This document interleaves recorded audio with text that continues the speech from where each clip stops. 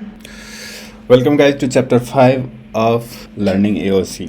आज हम लोग सीखेंगे एओसी को यूज़ करके ट्रेड कैसे लेना है। ओके, उससे पहले सबसे पहले let's start with the rules. पहला रूल है हमेशा 925 टू 930 के बीच में आप अपना लाइंस ड्रॉ कर लेंगे सपोर्ट एंड रेजिस्टेंस का। जो मॉर्निंग के हमें लेवल मिलते हैं दैट में भी 2 लाइन 3 लाइन 4 लाइन 5 लाइन जो भी हो सकते हैं, उसके हम वो 930 को ड्रॉ कर लेंगे।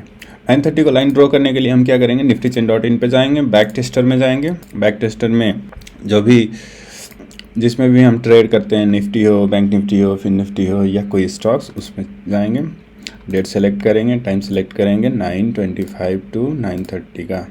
ओके, 925 टू 930 में जाके हम लोग क्या करेंगे, सपोर्ट एंड रेजिस्टेंस आइडेंटिफाई करेंगे।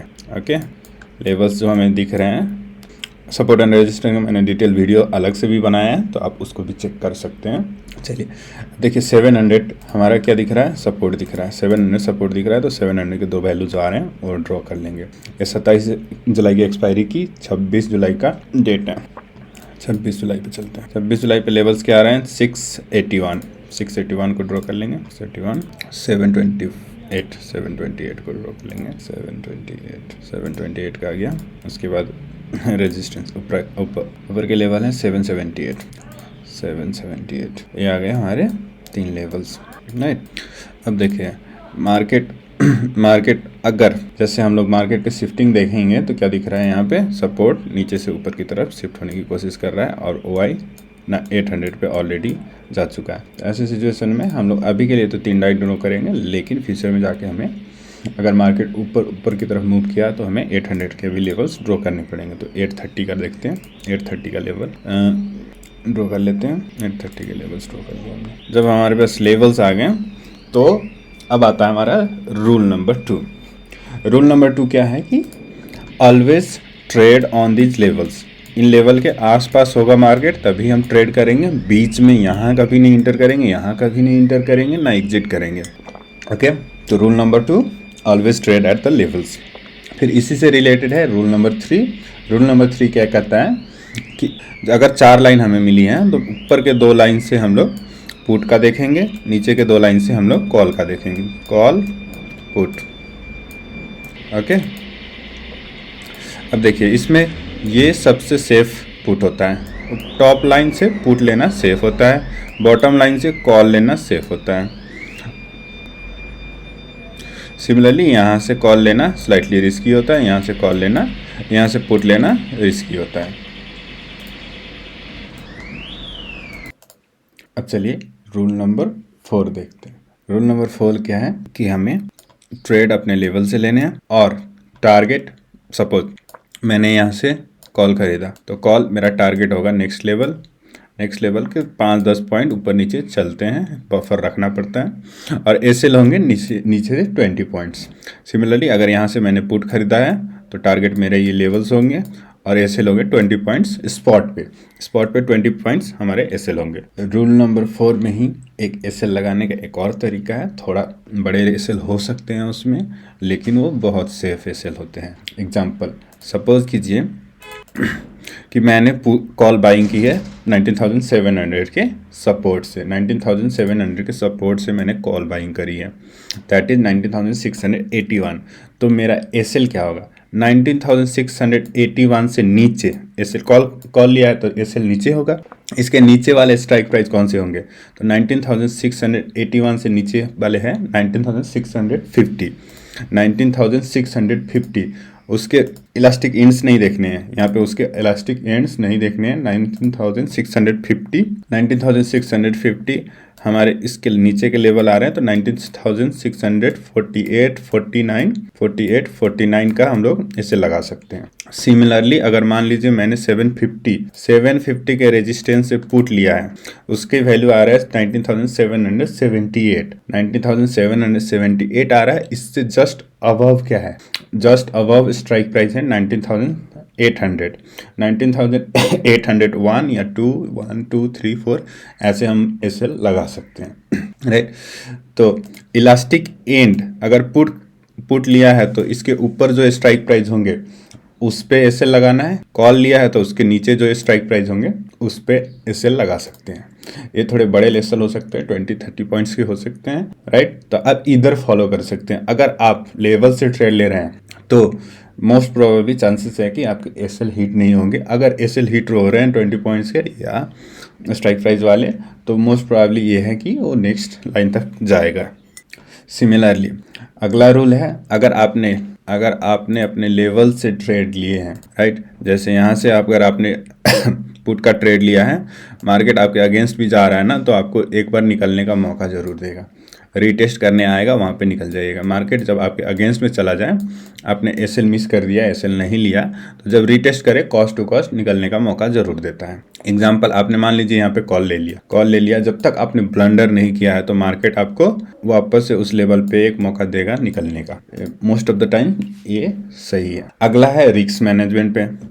अगला रिस्क मैनेजमेंट पे क्या करना है कि आपको, जैसे देखिए आपके पास टोटल कैपिटल है 1 लाख, राइट, तो डेली आपको यूटिलाइज करना है उसमें 20%, 20,000 के आसपास का ही ट्रेड करना है, राइट। और आपको प्रॉफिट एंड लॉस परसेंटेज में देखने हैं, नंबर्स में नहीं। आपने ट्रेड ले लिया है तो उसको बार बार देखते नहीं रहना है कि हाँ ग्रीन हुआ रेड हुआ, ग्रीन हुआ रेड हुआ, ऐसे नहीं करना है। आपने ट्रेड ले लिया, उसके बाद स्पॉट का चार्ट देखेंगे। ऑप्शन की प्रीमियम कहाँ जा रही है उससे मतलब नहीं है। जब मार्केट हमारे लेवल से नीचे आ गया, मैंने कॉल खरीदा था, मार्केट हमारे लेवल से नीचे आ गया, तो फिर हम लोग ऑप्शन चेन में चलेंगे, एओसी में जाएंगे और देखेंगे इस सिचुएशन अगर हमारे अगेंस्ट है तो निकल जाएंगे, या 20 पॉइंट का ऐसा लगे तो निकल जाएंगे, नहीं तो प्रीमियम देख के प्रॉफिट एंड लॉस नहीं देखेंगे। प्रॉफिट एंड लॉस अगर देखते रहेंगे तो क्या होगा ना, लॉस में उम्मीद आ जाती है। जब मार्केट हमारे अगेंस्ट जा रहा होता है तो हमें उम्मीद जग जाती है कि नहीं फिर वापस आ जाएगा, फिर वापस आ जाएगा। और प्रॉफिट हो तो डर लगने लगता है, अरे कहीं नीचे ना आ जाए। इसलिए हम लोग क्या करते हैं, लॉस बड़े कर लेते हैं और प्रॉफिट छोटे रह जाते हैं हमारे। इसलिए आपको पीएनएल नहीं देखना है। जब ट्रेड ले लिया है तो स्पॉट के चार्ट देखिए, ट्रेडिंग व्यू पे ही रहिए, ट्रेडिंग व्यू और एओसी पे रहिए। आपको कितना प्रॉफिट लॉस हो रहा है उसको मत देखिए, क्योंकि हमारे रूल्स क्या हैं कि स्पॉट पे ही हम लोग एसएल देखेंगे। अगर स्पॉट पे एसएल आ गया है तो वहाँ जाएंगे, जो भी प्राइस चल रहा है निकल जाएंगे वहाँ से। टारगेट जब आ गया तो जो भी प्राइस चल रहा है निकल जाएंगे, टारगेट पे भी नहीं रुकेंगे, एसएल पे भी नहीं रुकेंगे। ओके ठीक। अगला रूल है taking profit at the right time.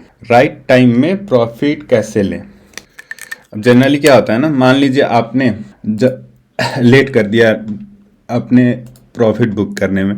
Suppose आपने यहाँ से पुट खरीदा था, यहाँ मार्केट आया, आपने मिस कर दिया, ये 2-4-10 पॉइंट का बफर रहता है, तो क्या होगा ना, अगला दो कैंडल, एक कैंडल ऐसे अपोजिट में चला जाएगा ना, आपकी प्रॉफिट खा जाएगा। इसलिए जब भी आप ट्रेड करें तो जैसे ही आपका टारगेट आए वहाँ पे निकल जाना है। फिर मार्केट कंटिन्यू कर रहा है डाउन ट्रेड में, पुट लिया था, यहाँ तक का टारगेट था, आया निकल गया, मार्केट कंटिन्यू कर रहा है, फिर एओसी देखेंगे, चेक करेंगे, कंडीशन सुइटेबल है तो एक और पुट का दोबारा एंट्री कर लेंगे, लेकिन यहाँ पे नहीं रुकेंगे। हर 50 पॉइंट्स में हर लाइन टू लाइन का हमारा टारगेट रहता है, ज़्यादा का नहीं रहता, एक ही लाइन का टारगेट रहता है। जैसे टारगेट आया आपको निकल जाना है। फिर से अगर मार्केट कंटिन्यू कर रहा है तो हम लोग देखेंगे सुइटेबल हमारे लिए कंडीशन है तो दोबारा एंट्री करेंगे, राइट, या वेट करेंगे।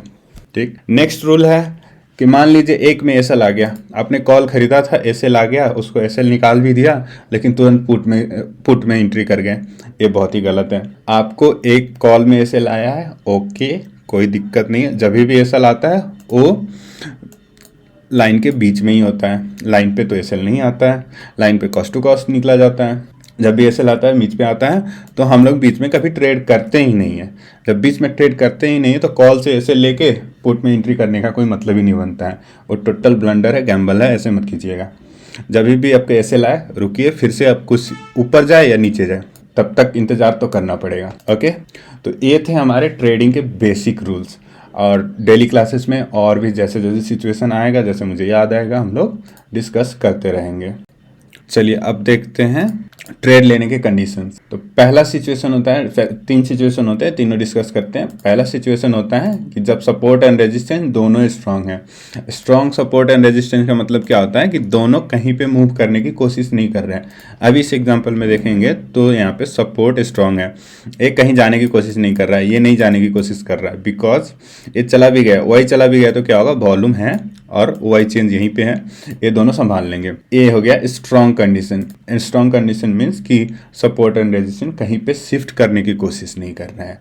जब शिफ्ट करने की कोशिश नहीं कर रहा है तो वैसे सिचुएशन में क्या करते हैं हम लोग, वैसे सिचुएशन में सपोर्ट से बाइंग और रेजिस्टेंस से सेलिंग, सपोर्ट से बाइंग और रेजिस्टेंस से सेलिंग करते हैं। जब सपोर्ट पे मार्केट आया, that is support, elastic support, तो हमारा इलास्टिक इन 19,681 पे मार्केट आया तो वहाँ पे हम लोग बाइंग करेंगे कॉल का, राइट। जब रेजिस्टेंस स्ट्रांग रहता है उस सिचुएशन में क्या करेंगे हम लोग, रेजिस्टेंस से सेलिंग करेंगे। सिंपल है।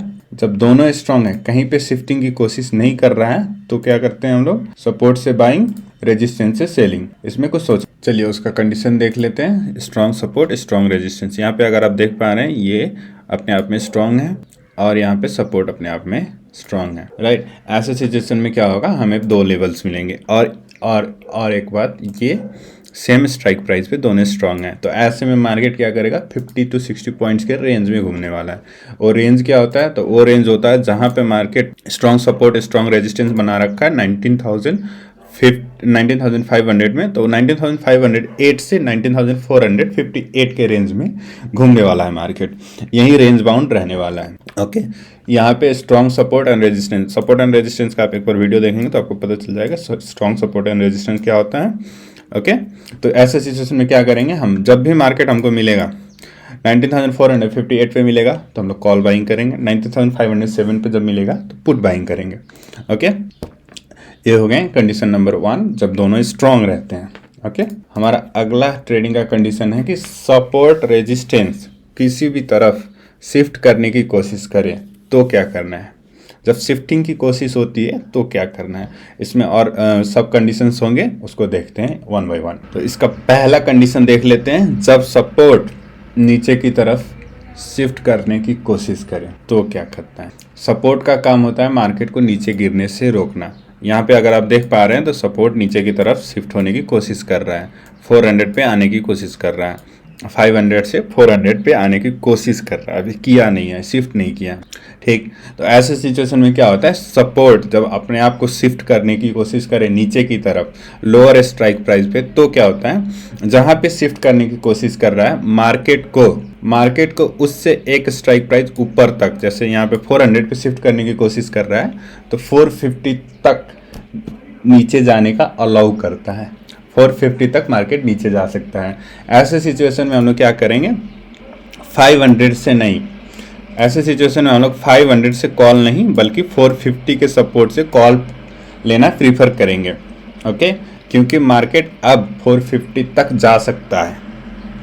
ओके, अगला कंडीशन है जब सपोर्ट नीचे से ऊपर की तरफ शिफ्ट करने की कोशिश करें, जब सपोर्ट नीचे से ऊपर की शिफ्टिंग की कोशिश करे, जैसे यहाँ पे आप देख पा रहे हैं 700 to 800 जाने की कोशिश कर रहा है। जब 700 से 800 पे जाने की कोशिश कर रहा है तो अगेन सपोर्ट का काम है मार्केट को नीचे गिरने से रोकना। अभी 800 पे गया नहीं है, 700 से 800 पे जाने की कोशिश कर, तो ऐसे सिचुएशन में अलाउ कर सकता है एक डाइवर्जन ऊपर तक, जहाँ पे शिफ्टिंग हो रही है उससे एक डाइवर्जन नीचे तक का अलाउ कर सकता है। और जहाँ पे ऐसे केस में कॉल की बाइंग करेंगे 750 के सपोर्ट से, 750 का सपोर्ट का वैल्यू अगर चेक करें तो 19,741 का वैल्यू आ रहा है, यहाँ से हम लोग कॉल की बाइंग का देख सकते हैं, राइट। अगर आपने नोटिस किया होगा, मैं जब सपोर्ट की शिफ्टिंग की बात कर रहा हूँ तो रेजिस्टेंस को कंसीडर ही नहीं कर रहा हूँ, रेजिस्टेंस को कुछ देख ही नहीं रहा हूँ। इसका कारण है सपोर्ट का काम होता है मार्केट को नीचे जाने से रोकना, रेजिस्टेंस का काम होता है मार्केट को ऊपर जाने से रोकना। ना सपोर्ट ना रेजिस्टेंस मार्केट को दूसरी डायरेक्शन में मूव करते हैं, ये दोनों का काम नहीं है मार्केट को दूसरी डायरेक्शन में मूव करना, इनका काम है रोकना, बाजार को रोकना। रेजिस्टेंस शिफ्ट करने की कोशिश करता है तो क्या होता है, जब रेजिस्टेंस शिफ्ट करने की कोशिश होता है, राइट, जैसे यहाँ देख रहे हैं रेजिस्टेंस ऊपर की तरफ शिफ्ट करने की कोशिश कर रहा है, 19,800 से 19,850 पे जाने की कोशिश कर रहा है और हो सके तो फ्यूचर में 900 तक भी जाएगा। जब से रेजिस्टेंस ऊपर शिफ्ट करने की कोशिश करता है तो ऐसे केसेस में क्या होता है, ऐसे केसेस में हम लोग क्या करते हैं, पुट बाइंग, राइट। रेजिस्टेंस का काम है मार्केट को ऊपर जाने से रोकना, रोकने वाले ही ऊपर शिफ्ट हो गए तो क्या ऊपर से हम लोग पुट बाइंग करेंगे, जो नीचे का रेजिस्टेंस है वहाँ से नहीं, जहाँ से शिफ्टिंग होने की कोशिश कर रही है वहाँ से पुट बाइंग का देखेंगे। तो देखिए यहाँ पे अगर हम लोग कंसीडर करें कि मार्केट यहाँ से जैसे 800 टू 900 पे शिफ्ट करने की कोशिश कर रहा है, 900 पे शिफ्ट करने की कोशिश कर रहा है, तो 850 के रेजिस्टेंस से हम लोग पुट बाइंग कर सकते हैं। मार्केट को 850 से सेल कर सकते हैं, पुट बाई कर सकते हैं। ओके, सिमिलरली अगर हम लोग देखें कि यहाँ पे 850 पे जाने की कोशिश कर रहा है तो भी हम लोग 850 से पुट खरीदेंगे, उससे यहाँ से 800 से नहीं खरीदेंगे, बिकॉज 800 पे जो रेजिस्टेंस रोकने वाला था उसमें अब दम नहीं रहा, वो अपने आप को पीछे ले जाने की कोशिश कर रहा है, राइट। और एक बात याद रखिएगा, जब सपोर्ट एंड रेजिस्टेंस की शिफ्टिंग देखते हैं तो हम सपोर्ट से क्या करते हैं, सपोर्ट से कॉल की बाइंग करते हैं, सपोर्ट से कॉल की बाइंग करते हैं और रेजिस्टेंस से हम लोग पुट की बाइंग करते हैं, राइट। अब देखिए जब रेजिस्टेंस शिफ्ट हो रहा है तो भी हम लोग कॉल खरीदते हैं, उसके लिए हमको मार्केट का डायरेक्शन पता करना रहता है, मार्केट कहाँ से कहाँ तक मूव करेगी उसका पता लगाना रहता है, उसको हम लोग लेटर इसी वीडियो में डिस्कस करेंगे। अभी हम लोग सिर्फ पुट और सपोर्ट एंड रेजिस्टेंस की शिफ्टिंग से हम लोग को क्या ट्रेड मिलेगा। तो रेजिस्टेंस की शिफ्टिंग से हम लोग पुट का देख रहे हैं, कॉल की शिफ्टिंग से हम लोग सपोर्ट की शिफ्टिंग से हम लोग कॉल का देख रहे हैं और रेजिस्टेंस की शिफ्टिंग से हम लोग पुट का देख रहे हैं। ये हो गया पहला कंडीशन, जब रेजिस्टेंस ऊपर की तरफ जाने की कोशिश कर रहा है। जब रेजिस्टेंस ऊपर की तरफ, जैसे मान लीजिए जहां पे जाने की कोशिश कर रहा है तो उससे एक पहले डाइवर्जन से हम लोग पुट की बाइंग कर सकते हैं। सिमिलरली अगर रेजिस्टेंस नीचे की तरफ आने की कोशिश कर रहा है तो जहां जाने की कोशिश कर रहा है, जैसे मान लीजिए 90,600 पे आने की कोशिश कर रहा है तो हम लोग 90,650 से हम लोग पुट की बाइंग कर सकते हैं। यहाँ पे अभी इसको मत देखिए, सिर्फ रेजिस्टेंस साइड में फोकस करते हैं कि रेजिस्टेंस 90,600 पे शिफ्ट करने की कोशिश कर रहा है तो 90,650 से हम लोग पुट बाइंग कर सकते हैं। ओके, ये हो गई जब शिफ्टिंग की कोशिश होती है, शिफ्टिंग हुई नहीं है, कोशिश होती है। सिमिलरली जब मार्केट का सपोर्ट एंड रेजिस्टेंस कोई भी, इधर सपोर्ट इधर रेजिस्टेंस और बोथ है शिफ्टेड, अगर शिफ्ट हो चुकी है तो क्या करते हैं, सपोर्ट अगर शिफ्ट हो गया है किसी नए लेवल पे तो मार्केट 900 पे अगर सपोर्ट ने शिफ्ट किया है तो मार्केट को 900 से नीचे नहीं जाने देगा, 19,900 के सपोर्ट से मार्केट को नीचे नहीं जाने देगा। तो 19,900 के सपोर्ट से हम लोग कॉल की बाइंग देखेंगे, तो 19,886 जो वैल्यू आ रहा है वहाँ से हम लोग कॉल खरीदेंगे। सिमिलरली अगर रेजिस्टेंस जहाँ पे भी शिफ्ट हुआ है, वहाँ से हम लोग पुट की बाइंग करेंगे। जैसे 20,000, सपोज 20,000 पे रेजिस्टेंस शिफ्ट हो गया तो 20,000 से हम लोग क्या करेंगे, 20,000 से हम लोग पुट की बाइंग करेंगे। 20,016 का जो लेवल आ रहा है वहाँ से पुट बाइंग करेंगे, राइट। तो दोनों में सिर्फ इतना डिफरेंस है कि जब शिफ्टिंग होने की कोशिश कर रही है, जहाँ होने की कोशिश कर रही है उससे एक नीचे वाला, एक पहले वाले लेवल से हम लोग ट्रेड करते हैं। जब शिफ्टिंग हो जाती है तो उसी लेवल से हम लोग ट्रेड करते हैं। आप शिफ्टिंग का वीडियो देखेंगे तो और क्लियर हो जाएगा। चलिए अब इस टॉपिक में हम लोग सीखते हैं कि मार्केट का ट्रेंड कैसे पता करें, कि मार्केट साइडवेज या कंसोलिडेटेड है या बेयरिश है या बुलिश है। ओके, तो पहला कंडीशन है मार्केट साइडवेज या कंसोलिडेशन रहने के। अब मार्केट साइडवेज और कंसोलिडेशन रहने के लिए क्या सिचुएशन होते हैं, आपके मान लीजिए ये रेजिस्टेंस है और ये आपके सपोर्ट है, मार्केट के सपोर्ट और रेजिस्टेंस है। मार्केट ऐसे क्या होगा, इस जोन में घूमता रहेगा। जब मार्केट और सपोर्ट और रेजिस्टेंस दोनों स्ट्रांग है, कहीं पे कोई मूवमेंट नहीं हो रही है, तो मार्केट उस रेंज में कंफर्टेबल रहेगा। मार्केट जब तक कंफर्टेबल रहेगा उसको कंसोलिडेशन बोलते हैं। कंफर्टेबल का मतलब हो गया कहीं से कोई प्रेशर नहीं आ रहा है तो मार्केट कंफर्टेबली फ्रीली मूव करेगा, support to resistance, resistance to support.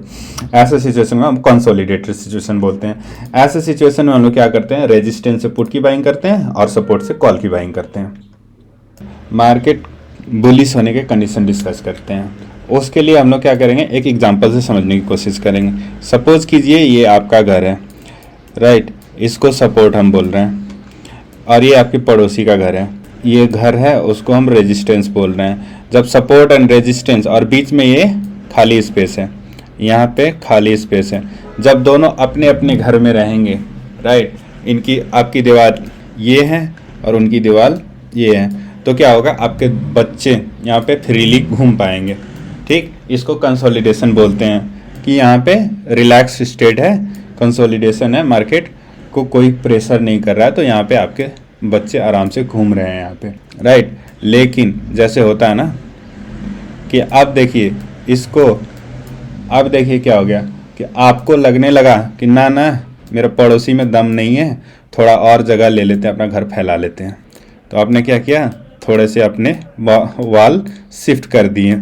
कहाँ कर दिए, तो पड़ोसी के घर के साइड में, पड़ोसी के घर के साइड में खेल दिए। तब ओपन स्पेस कम पड़ने लगेगा, ओपन स्पेस कम पड़ेगा। ऐसे सिचुएशन में क्या होगा, मार्केट जो यहाँ तक पिछला वाल जहाँ था वहाँ तक जाने वाला था, अब क्या होगा, नए वाल आपने जो क्रिएट किए हैं वहाँ तक जाएगा, राइट। तो ऐसे सिचुएशन में क्या होगा, उसके नीचे गिरने के संभावना, मार्केट के सपोर्ट जो पहले था नीचे था अब ऊपर हो गया है, तो मार्केट अब नीचे जाने की संभावना कम हो गए, क्योंकि वो नीचे जा ही नहीं सकता है। जो मान लीजिए अब 19,800 पे अब पहला सपोर्ट था, अब 900 पे आपने कर दिया उसको ले जाके, तो मार्केट अब 900 से नीचे नहीं जाएगा। ये क्या करता है, तो ये क्रिएट करेगा प्रेशर अपवर्ड, जो नीचे मूवमेंट, डाउनवर्ड मूवमेंट को सप्रेस करना इनडायरेक्टली क्या होता है, अपवर्ड मूवमेंट को इनकरेज करना होता है। तो ये स्लाइटली बुलिश सिचुएशन क्रिएट करेगा। सिमिलरली जब आपने आगे शिफ्ट किया, राइट, और आपके पड़ोसी को कोई फ़र्क ही नहीं पड़ा, वो बोलता है कितना ही कर लेगा, मेरे को कोई दिक्कत नहीं है, तो ये स्लाइटली बुलिश सिचुएशन हो गया, क्योंकि अब मार्केट नीचे जाने की संभावना कम हो गए हैं। नीचे जाने के लिए उसके पास रास्ता नहीं है, तो हो सके ऊपर ऊपर जाएगा। फिर यहाँ से हम लोग क्या करेंगे, नए वाले दीवार से हम लोग बाइंग करेंगे। लेकिन अगले सिचुएशन में क्या हुआ, आपने आगे शिफ्ट किया, आपने आगे शिफ्ट किया, अब इसने क्या किया, डर गया बेचारा, और डर के क्या किया, अब पीछे चला गया, ठीक है, पीछे कर लिया, वो आगे का दीवार जो था वो यहाँ पे उसने छोड़ दिया जगह। अब मार्केट आगे और निकलेगा, राइट, अब मार्केट के आगे जाने की संभावना और बढ़ गए। ऐसे सिचुएशन में क्या होगा कि आपने आगे की तरफ पुश किया मार्केट को, और जो रोकने वाला था वो उसने भी पीछे हट दिया, वो भी पीछे चला गया, तो मार्केट और आगे तक जाएगा। ये वेरी बुलिश का सिचुएशन होता है, जब दोनों एक तरफ से पीछे दोनों एक तरफ से सपोर्ट क्या कर रहे हैं, सपोर्ट ऊपर जा रहा है, रेजिस्टेंस क्या कर रहा है, रेजिस्टेंस भी ऊपर जा रहा है, राइट। तो अब मार्केट यहाँ तक जा सकता है। ये वेरी बुलिश सिचुएशन हो गया। इसी में अगर रेजिस्टेंस को कुछ फर्क नहीं पड़ा, रेजिस्टेंस कहीं जाने की कोशिश नहीं करा, तो ये स्लाइटली बुलिश होगा, बिकॉज अब मार्केट को नीचे जाने के लिए जगह नहीं है, तो ये स्लाइटली बुलिश हो गया। अब तीसरा, अब देखते हैं हम लोग बेयरिश कंडीशन का। बेयरिश कंडीशन में क्या होता है, जब रेजिस्टेंस और सपोर्ट, रेजिस्टेंस सपोर्ट, अब मान लीजिए इसमें क्या हुआ, रेजिस्टेंस नीचे की तरफ आने की कोशिश किया, रेजिस्टेंस नीचे की तरफ आने की कोशिश किया, तो क्या करेगा, ये ऊपर जाने का रास्ता रोक रहा है, तो मार्केट अब ऊपर नहीं जा पाएगा, नए वाले जो रेजिस्टेंस है उससे ऊपर नहीं जा पाएगा, जिसके कारण से इस पर थोड़ा सा प्रेशर तो आएगा। लेकिन अगर ये मूव नहीं कर रहा, ये अपने आप में बहुत स्ट्रांग है, तो मार्केट को इससे नीचे तो नहीं गिरने देगा, राइट। तो इसलिए ये स्लाइटली बेयरिश हो जाता है, ओके। अगला सिचुएशन क्या होता है, जब रेजिस्टेंस ऊपर से नीचे की तरफ आया, सपोर्ट भी नीचे की तरफ जाने की कोशिश करे या चला जाए, तो ये वेरी बुलिश हो जाता है, क्योंकि अब ऊपर से तो जगह कम हो गया, ऊपर जाने के रास्ते बंद हो गए, लेकिन नीचे जाने के रास्ते खुल गए, तो मार्केट नीचे की तरफ निकल जाएगा। अब इन दोनों की शिफ्टिंग से, सपोर्ट रेजिस्टेंस के शिफ्टिंग से भी कंसोलिडेशन स्टेट आ सकता है। कैसे, तो सपोर्ट ऊपर की तरफ जा रहा है, रेजिस्टेंस नीचे की तरफ जा रहा है, ऐसे सिचुएशन में क्या होगा, मार्केट के लिए स्पेस और कम हो जाएगा, दोनों तरफ से लड़ाई चल रही, तो मार्केट छोटी सी रेंज में कंसोलिडेट करेगा, राइट। एक अनप्रेडिक्टेबल सिचुएशन होता है, जब वो कैसे अराइज करता है, तो मान लीजिए सपोर्ट नीचे की तरफ भाग रहा है और रेजिस्टेंस ऊपर की तरफ भाग रहा है, तो मार्केट के लिए अब नीचे का भी यहाँ से यहाँ तक का जाने का रास्ता मिल गया है, तो मार्केट कहीं भी जा सकता है, दोनों तरफ से खुल गए हैं रास्ता, दोनों तरफ से खुल गया है, तो मार्केट कहीं भी जा सकता है। तो ऐसे सिचुएशन हम लोग प्रेडिक्ट नहीं कर पाते हैं। मार्केट का डायरेक्शन पता करने का अगला कंडीशन होता है चेंज इन ओवाई का ग्राफ या वैल्यूज। जो आप ओवाई चेंज का देख रहे हैं यहाँ पे टॉप पे, ओवाई चेंज की जो परसेंटेज दिखा रही है, वो भी आपको डायरेक्शन देने के लिए बहुत ही यूजफुल टूल है। अब इसमें क्या होता है ना, कॉल राइटर्स, पुट राइटर्स, अब जिस तरफ ज़्यादा वैल्यू होंगे, कॉल राइटिंग ज़्यादा होगी तो मार्केट नीचे आएगा, पुट राइटिंग ज़्यादा होगी तो मार्केट ऊपर जाएगा, ठीक। तो देखिए, अगर कॉल राइटिंग ज़्यादा है, कॉल राइटिंग ज़्यादा है तो मार्केट बेयरिश होगा, पुट राइटिंग ज़्यादा है तो मार्केट बुलिश होगा। सिंपल टर्म्स में अगर आप इस पे क्लिक करेंगे, ओवाई चेंज पे क्लिक करेंगे, तो आपको एक ग्राफ मिलेगा, एक ग्राफ मिलेगा। अब इसमें आपको देखना है ना, रेड इंक्रीजिंग तो market bearish, green increasing market bullish, ठीक। चेंज ग्राफ देखते हैं, सिमिलर यही है, बस इसका ये है कि ओवरऑल मार्केट को दिखाता है। वाई चेन सिंगल स्ट्राइक प्राइस का दिखाता है, लेकिन ये ओवरऑल मार्केट को दिखाता है। तो इससे भी आपको पता चल जाएगा मार्केट बेयरिश है या बुलिश है। ठीक, ग्रीन डिक्रीजिंग है तो मार्केट क्या करेगा, मार्केट नीचे की तरफ जाएगा। रेड इंक्रीजिंग है, मार्केट नीचे की तरफ जाएगा। ग्रीन इंक्रीजिंग है, मार्केट ऊपर जाएगा। रेड डिक्रीजिंग है, मार्केट ऊपर जाएगा। चलिए अब देखते हैं हम लोग ट्रेड कंफर्मेशन कैसे करते हैं। तो हमारा रूल्स क्या है, ट्रेड हम जब भी करेंगे लेवल्स पे करेंगे। ओके, अगर कॉल खरीद रहे हैं तो सपोर्ट से खरीदेंगे, पुट खरीद रहे हैं तो रेजिस्टेंस से खरीदेंगे। और मार्केट हमेशा क्या होता है, किसी न किसी स्ट्राइक प्राइस के रेंज में होता है। हमेशा मार्केट किसी न किसी स्ट्राइक प्राइस के रेंज में होता है। वो कैसे पता करें कि रेंज में है या नहीं। अभी देखिए मार्केट का प्राइस चल रहा है 19,659। एक्चुअली ये एक्सपायरी हो चुकी है तो किसी नए बैक टेस्टर में ही चलते हैं। अब देखिए मार्केट अभी चल रहा है 19,941। 19,941 किसके रेंज में है, तो उसको क्लिक करके देखेंगे 19,029 to 75, 19,950 का रेंज है। मार्केट क्या चल रहा है, 41 चल रहा है, तो 19,950 के रेंज में है। अब मुझे बाइंग करना है, कॉल बाइंग करना है तो मैं बाइंग करूंगा 19,929 से। पुट बाइंग करनी है तो 19,975 से बाइंग करूंगा, राइट। और बाइंग करने से पहले मैं तो पहले देख लूंगा कि मार्केट का ट्रेंड क्या है। ठीक, मार्केट अगर बुलिश है तो मैं कॉल प्रीफर करूंगा, कॉल खरीदना प्रीफर करूंगा। मार्केट अगर अपने निचले दो लाइन पे हैं तो मैं कॉल खरीदना प्रेफर करूंगा, राइट। अब देखते हैं मार्केट बुलिश और बेयरिश का तो हमने देख लिया है। अब सिंपल से चेक करने के लिए बाकी सिंपल क्या देखेंगे, यहाँ पे देखिए 70% राइटिंग पुट साइड में मार्केट बुलिश दिख रहा है मुझे, तो यहाँ पे कॉल प्रीफर करेंगे। अगर मार्केट सपोर्ट के जितना पास रहेगा, राइट। कॉल खरीदने का सबसे अच्छा कंडीशन क्या होता है, कॉल जब खरीदें जब मार्केट सपोर्ट के जितना पास रहे उतना सेफ रहेगा आपका कॉल। सिमिलरली मार्केट जितना पास रेजिस्टेंस के रहेगा उतना सेफ रहेगा आपका पुट बाइंग, और उतना ही रिस्की हो जाएगा कॉल की बाइंग, राइट। तो हमेशा कॉल खरीदने से पहले देखेंगे मार्केट के सपोर्ट के पास होना चाहिए। जितना सपोर्ट के पास है कॉल खरीदने के टाइम में उतना बेटर है।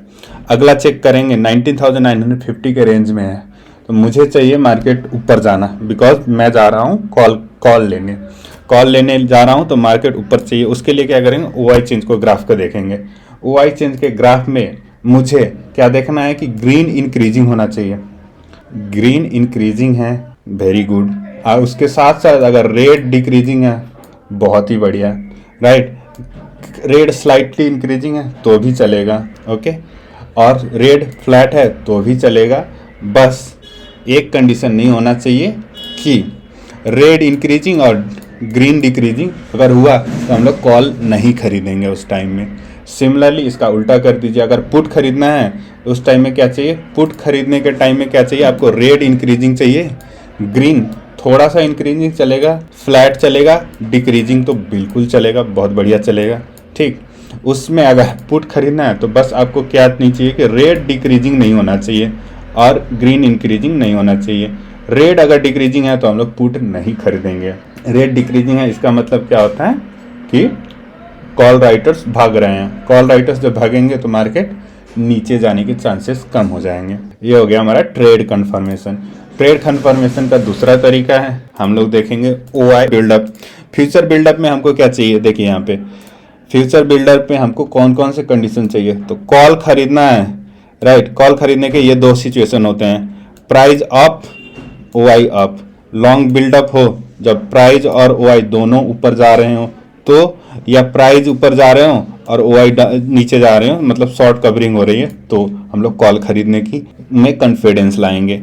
सिमिलरली प्राइस डाउन जा रही है और OI अप जा रही है तो इसको शॉर्ट बिल्डअप बोलते हैं। ऐसे सिचुएशन में हम लोग पुट की बाइंग करते हैं। सिमिलरली प्राइस नीचे जा रही है और OI नीचे जा रही है तो क्या करेंगे, हम लोग पुट बाइंग करेंगे। ये वीक बेयरिश होता है, लॉन्ग अनवाइंडिंग बोलते हैं, ठीक। अब देखते हैं इसको कैसे आइडेंटिफाई करना है। इसमें ब्लू लाइन आपका फ्यूचर प्राइस है, ब्लू लाइन फ्यूचर प्राइस है और ऑरेंज लाइन OI है।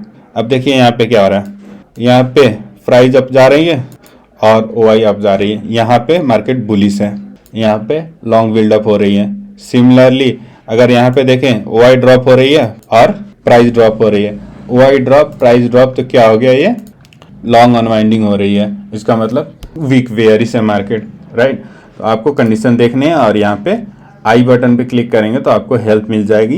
ये रह गया आपका ट्रेड कंफर्मेशन कैसे करते हैं। ट्रेड कंफर्मेशन कब करना है, कभी भी ट्रेड इनिशिएट करने से पहले करना है, या जब आपने ट्रेड इनिशिएट किया स्टॉप लॉस लेने की बारी आई तो कंफर्म करेंगे।